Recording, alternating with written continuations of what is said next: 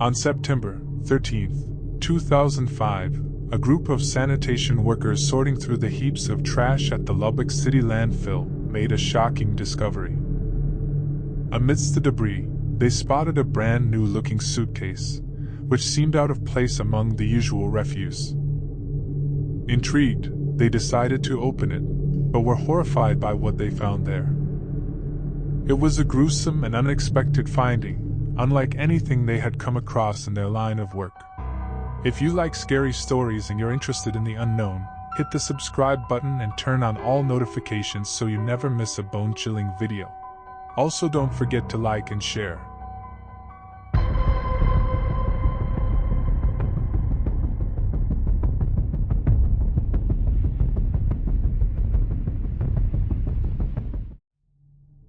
On the 13th of September, 2005, a team of garbage collectors at the Lubbock City landfill stumbled upon an unusual object among the trash. The suitcase, which appeared to be in perfect condition, stood out among the usual waste. The workers, curious about its contents, opened the suitcase to find a disturbing discovery. Inside the suitcase was the naked body of a young woman, beaten and curled up in a fetal position. During the autopsy, the medical examiner determined that the woman had been deceased for roughly a day before being discovered. What made the situation even more disturbing was that her cause of death was not from blunt force trauma or strangulation. Instead, she had died from positional asphyxia, caused by the position she was placed in the suitcase. This means that she was still alive when her killer placed her in the suitcase. Fingerprint analysis revealed the victim's identity as 29-year-old Summer Lee Baldwin, a mother of 4 from Tacoma, Washington. Summer was facing personal struggles and had turned to sex work to support her drug addiction. While her identity and cause of death were now known, the investigation still focused on the question of who could have committed such a heinous act and have treated the woman's life so callously, brutalizing and disposing of her as if she were mere garbage. The only tangible evidence in the case was the suitcase in which Summer's body was discovered. As previously mentioned, the suitcase was brand new and had no signs of wear and tear. The interior was spotless, and a plastic tag on the handle suggested it had not been used before. Inside one of the pockets, a small label with a UPC number was found. The detectives quickly determined that the suitcase was manufactured by a specific brand and model that was available only at Walmart stores. They visited the nearest Walmart superstore and found the same suitcase on sale. A store employee was able to use the UPC code to determine how many suitcases had been sold in the past 48 hours and the date and time of each purchase. It was discovered that only 2 suitcases had been sold. The investigators then obtained the store's surveillance footage for the dates and times of the 2 purchases. One of the suitcases was bought by a woman around 3 p.m. on September 12th, and the other one by a man in his 20s. The woman was ruled out as a suspect. The footage showed a man who was of Hispanic descent, in good physical shape, with a short hairstyle and wearing a green shirt. He seemed very composed and collected as he made his purchases. The tape showed that he bought the suitcase and a pair of latex gloves at 3:30 a.m. He was seen driving a large red pickup truck. Though he seemed to be acting with purpose, he made a crucial mistake by paying with his debit card. The investigators obtained a federal subpoena to the Lubbock Walmart store in order to obtain the name of the man from the debit card he used to make the purchase. The name on the debit card was revealed to be that of 25-year-old Rosendo Rodriguez. He was originally from Wichita Falls, Texas, and had attended Texas Tech University in Lubbock. He had no prior criminal record, but he was known to the police. His name had been mentioned in connection with the 2004 disappearance of a teenage girl in Lubbock, but he was never deemed a significant suspect. Further information about that connection would come to light later. Rodriguez was a member of the Marine Reserves and was in Lubbock for training at the time of the crime. He was staying at the Holiday Inn located near the convention center, where he checked in on September 9th. Notably, he chose to stay at a different Holiday Inn location than the rest of his reserve unit. Upon check-in, he used the name Thomas Rodriguez. On the 15th of September, 2 days after Summer's body was found, an arrest warrant was issued for Rodriguez. The debit card records revealed that he had used it to pay for his hotel room at the Holiday Inn. Some investigators headed to the hotel while others embarked on a 6-hour journey south to San Antonio, where Rodriguez lived with his parents.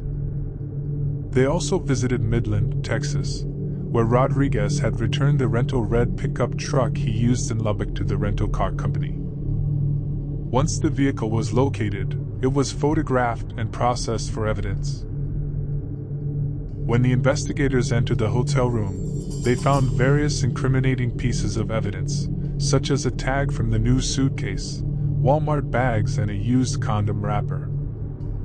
Next to the bed, they also discovered a dried blood stain on the carpet. There was blood spatter on the box springs and mattress.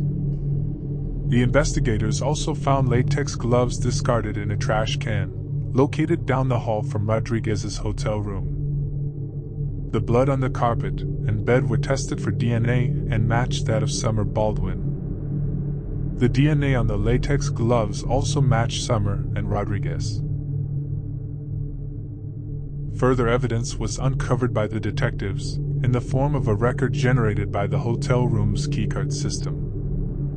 The record showed a list of times when the keycard was used to enter the room, which matched with the investigators' assumptions of Rodriguez's movements on the night of September 12th and 13th. Rodriguez used the card to enter the room at 12:30 a.m. on the 13th, which is when it is believed he brought Summer to the room. This was supported by a witness who came forward and claimed to have seen Summer in a large red pickup truck with a Hispanic man with a very short hairstyle. The keycard was used again to enter the room at 3:50 a.m., which was 20 minutes after Rodriguez was captured on Walmart surveillance footage buying the suitcase. On the 15th, Rodriguez was arrested at his residence in San Antonio. He immediately exercised his right to legal representation and refused to speak to the investigators without an attorney present.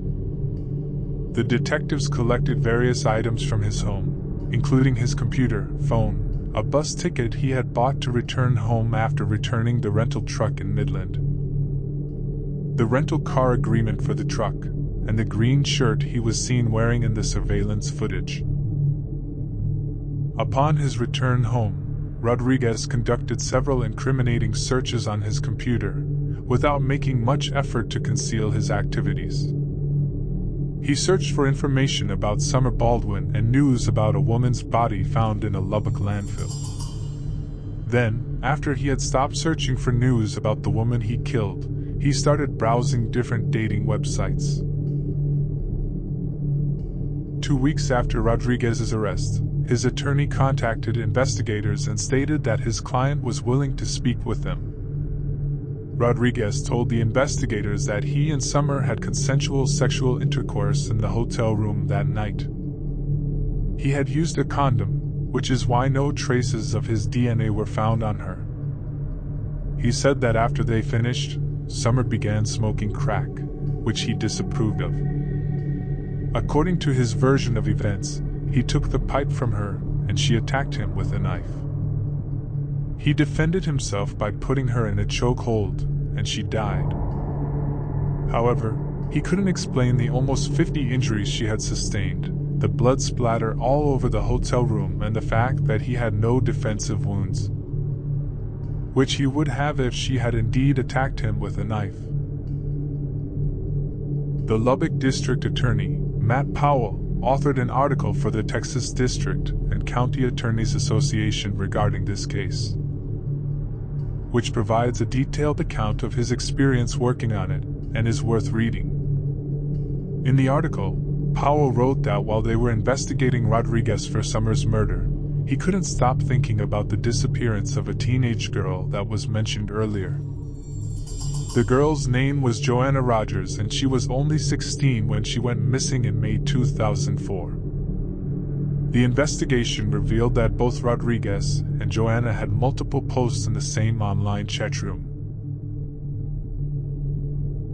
Powell had a strong suspicion that Rodriguez was involved in Joanna's disappearance. Therefore, he made a deal with Rodriguez's attorney, with the approval of the families of Summer Baldwin and Joanna Rogers. He proposed that if Rodriguez had any information about Joanna's disappearance and could assist in finding her body, he would offer him life in prison and would not seek the death penalty for Summer's murder. Powell's hunch proved to be correct, as Rodriguez confessed to the detectives about what happened between him and Joanna Rogers. He was residing in Lubbock at the time of her disappearance, and her home was located about 20 minutes away. In the early hours of May 4, 2004, Joanna came over to his place. This matched with his phone records, which showed that he made 2 calls to Joanna's home phone on May 4th. The first call was 10 minutes long, the second call lasted only 1 minute. Rodriguez stated that after Joanna came over, they engaged in consensual sexual activity. Afterwards, she requested he pay her, and he refused. She then began blackmailing him, threatening to go to the police and claim he raped a 16-year-old girl. They ended up fighting, and he killed her by strangling her. He then placed her body in a suitcase and disposed of it in a dumpster, as he had done with Summer. The detectives felt disturbed by his lack of remorse and emotion as he recounted these events. The landfill employees have a specific protocol for how and where they dispose of the waste. The investigators managed to get testimony out of Rodriguez about where he dumped Joanna's body. With this information, they were able to pinpoint the specific area of the landfill where the dumpster was sent. Searchers found the suitcase with the girl's dead body after 2 months of rummaging through the heaps of trash. The trial of Rosendo Rodriguez started on March 26, 2008. He was accused of committing 2 crimes, one of which was killing a person while committing sexual assault, and the other was killing multiple people, including a pregnant woman named Summer. Both of these crimes are punishable by death penalty in the state of Texas. During the trial, 5 more women testified that they had been raped by Rodriguez. They described him as a sadistic, dangerous man who was absolutely capable of sexual violence. Rosendo Rodriguez was found guilty and punished to death. The execution took place on March 27, 2018, at 6:46 p.m.